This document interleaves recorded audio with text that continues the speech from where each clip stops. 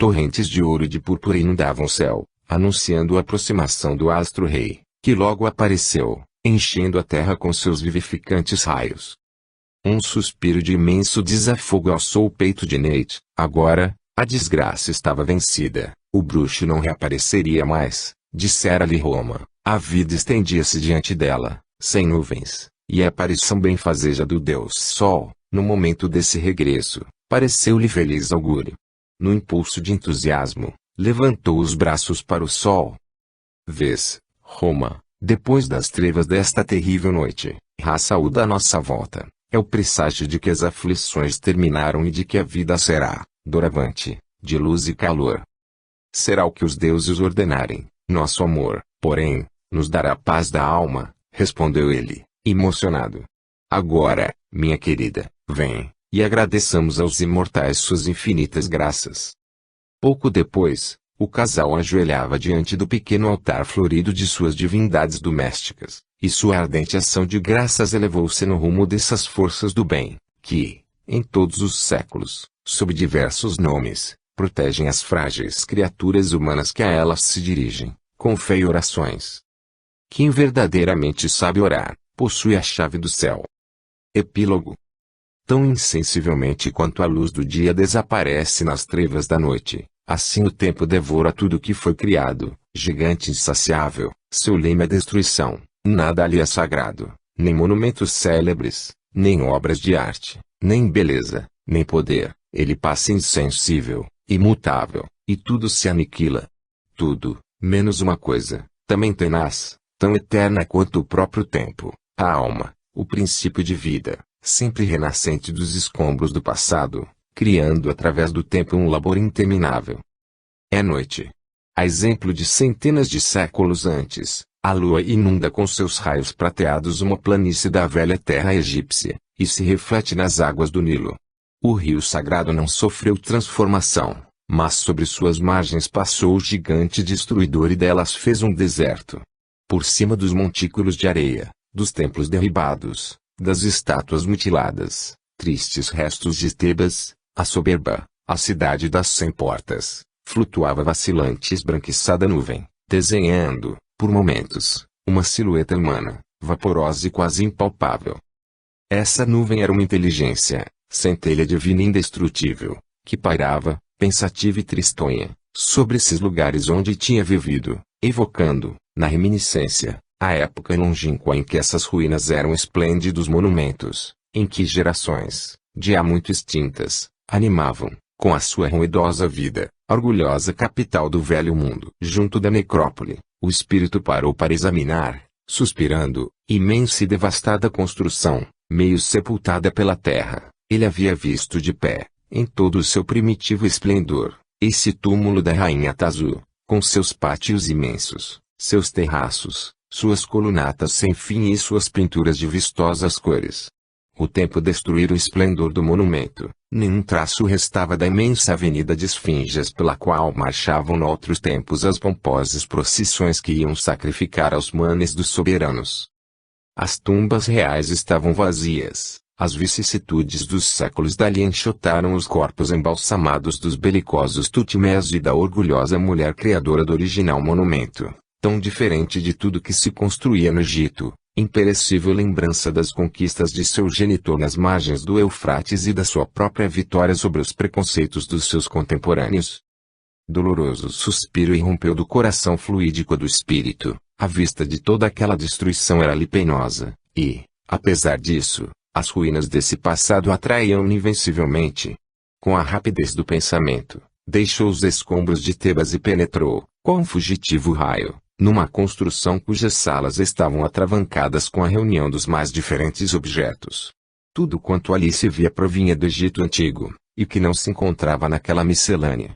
Estátuas e objetos funerários, joias e utensílios de toda espécie, desde as bujarias pertencentes ao palácio do faraó até os grosseiros petrechos de operários, e lá, numa das salas, as longas caixas, numeradas, sarcófagos de faraós.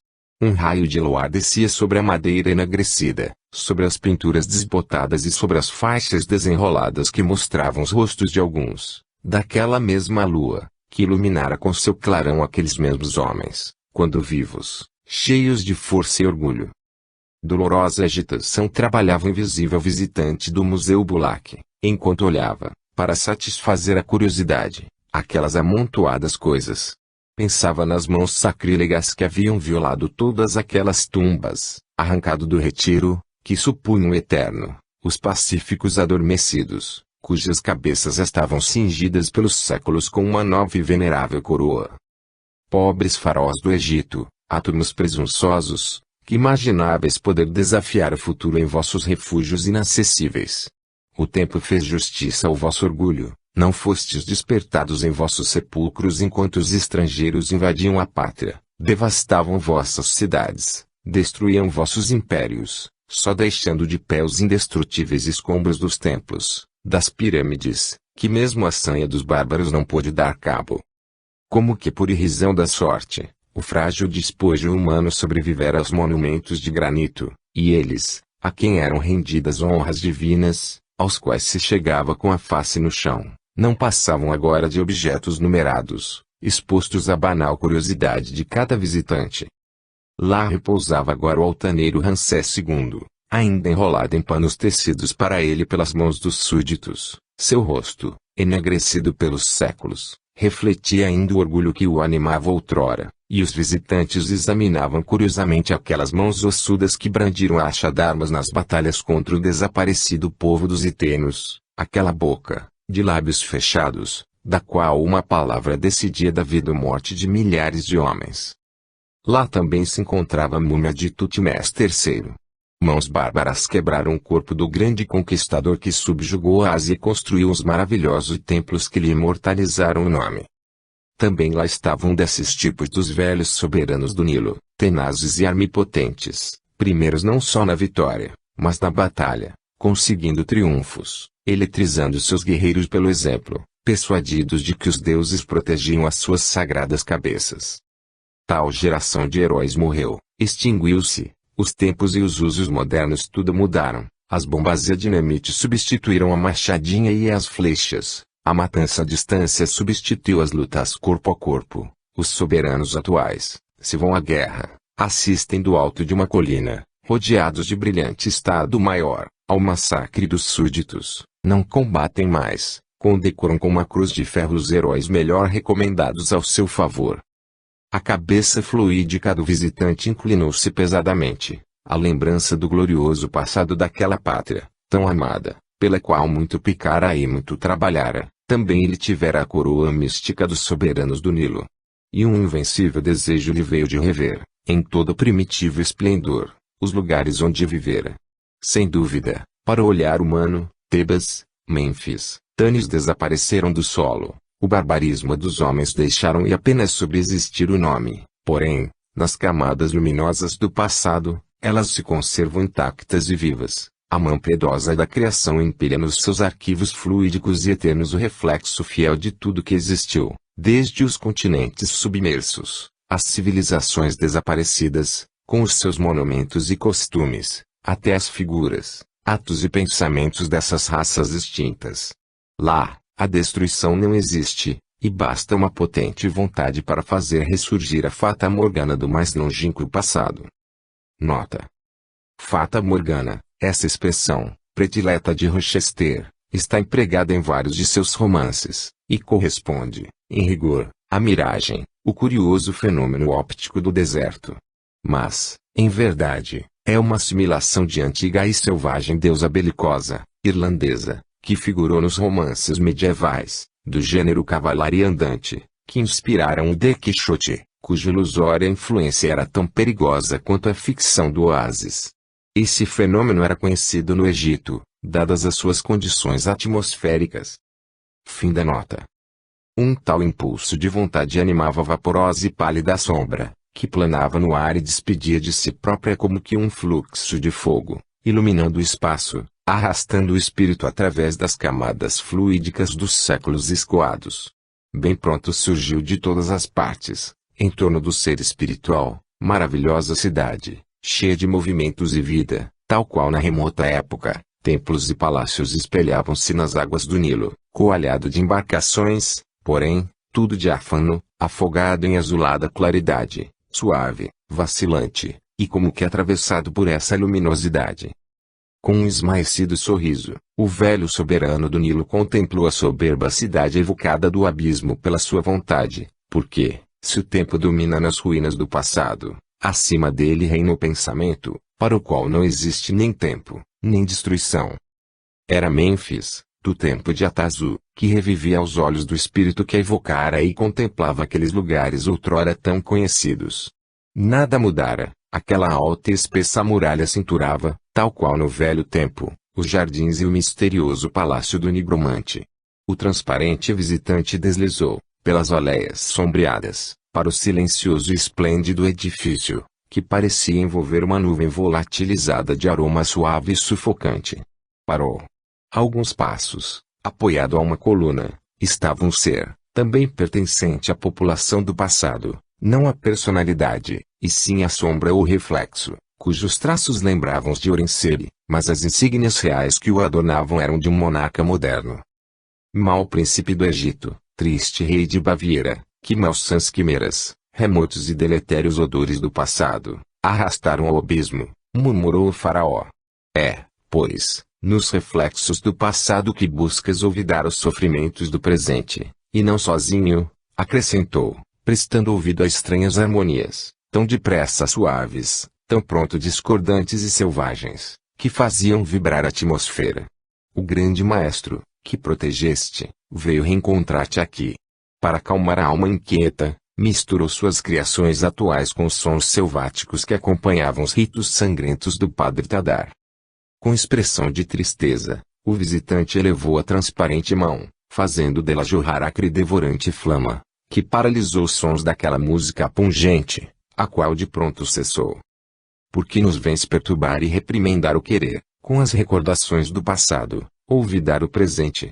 Dirão, Conrira, Luís II e Richard Wagner. Não fizeste o mesmo, átomo impotente, despido do cetro e da coroa. Tua mão não mais empunha o chicote, não brande a acha d'armas, não travas mais batalhas, tua glória, e assim teu poderio, é poeira. E, fugindo ao triste presente, não vens, tal qual o fazemos, retemperar-te no reflexo da tua sepultada grandeza.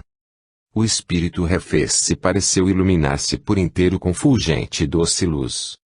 Enganai-vos, pobres companheiros do passado, não evito o presente, nem me fazem falta batalhas mais gloriosas do que as daqueles tempos. Não mais me orno com a coroa do Egito, mas trago a do trabalho espiritual, manejo a afiada acha do pensamento e a descarrego sobre as trevas que obscurecem a inteligência. Meus prisioneiros são aqueles que arrasto para o progresso, para o arrependimento, para a fé. Em vez do cetro, trago a luz que ilumina o verdadeiro alvo da alma, e o látego que mostra os homens. Olha. Grande e luminosa cruz se lhe desenhou no peito, é o símbolo da eternidade, a qual ninguém foge, e que, por imutável lei, pune cada um pelo que haja pecado. A luta entre Ra e Moloque prossegue igualmente, e os celebrantes de Moloque não morreram convosco. É o Espiritismo, mensageiro de luz e de amor, que deve combater o moderno ocultismo, esta ciência que se envolve de trevas e teme a claridade, cujos sacerdotes não mais bebem o sangue das suas vítimas, porém, sobre um altar enlodado, devoram a vitalidade moral, matam o despertar da alma, o impulso ao arrependimento e a renovação espiritual. Esses servidores do mistério desfiguram a verdade por um egoísmo inaudito, praticam ritos impuros, e, apesar disso, prometem aos desmoralizados adeptos a união com a divindade, sabendo perfeitamente que tanta escuridão não pode unir-se à fonte luminosa de todas as coisas. Não se pode, por meio de orgias, abrir as portas do invisível e evocar a divindade. Não é dado aos que têm as mãos impuras soerguer o véu de Ísis, para firmar os olhos nos seus sublimes traços. Os sacerdotes e as sacerdotisas, ante o sacro altar, devem ser puros de alma e corpo, e abandonar, nos degraus do templo, todos os maus desejos. Para invocar o invisível, o homem deve espiritualizar-se, reaquecer a alma por uma prece isenta de todo interesse material. Seu encontro do invisível enviardes luz, a luz vos responderá. Seu mensageiro será puro quanto a vossa fé, vossa oração, vossos desejos, Ele vos trará a saúde do corpo e a paz da alma, sem vos pedir coisa alguma, de material, por preço da sua presença. Mas, se viciosos sacerdotes, materialões, enviarem trevas por mensageiras aos habitantes do mundo invisível, um espírito das trevas aparecerá e fará pagar, pela sua vinda, um tributo material. Torno a vós, meus irmãos, que buscais nesse passado que só vos deu sofrimento. Quisestes gozo, sem amor, e só haveis recolhido dor e vazio da alma, sacudiu o erro e o egoísmo, dominai a matéria, para que ela não vos arraste ao abismo das trevas, no seio das quais não mais vereis a claridade. A vós e a todos aqueles cuja alma está obscurecida, quisera gritar. Fazei um esforço para o bem, e tudo se tornará luminoso em redor de vós, e não mais buscareis o vício para a esteio da existência, que vos parece vazia sem ele. Uma deslumbrante luz se havia concentrado pouco a pouco em torno do espírito, a miragem da cidade dos faróis esmaecerá e se fundirá sob a abóbada azulada e vaporosa que esta própria rasgara, descobrindo um horizonte sem limites, cheio de esplêndidos luzeiros. Os pobres espíritos sofredores acompanharam, com atristado olhar, o audacioso e célere voo daquele que lhes havia falado, e que não estava só, nesse oceano de luminosidade.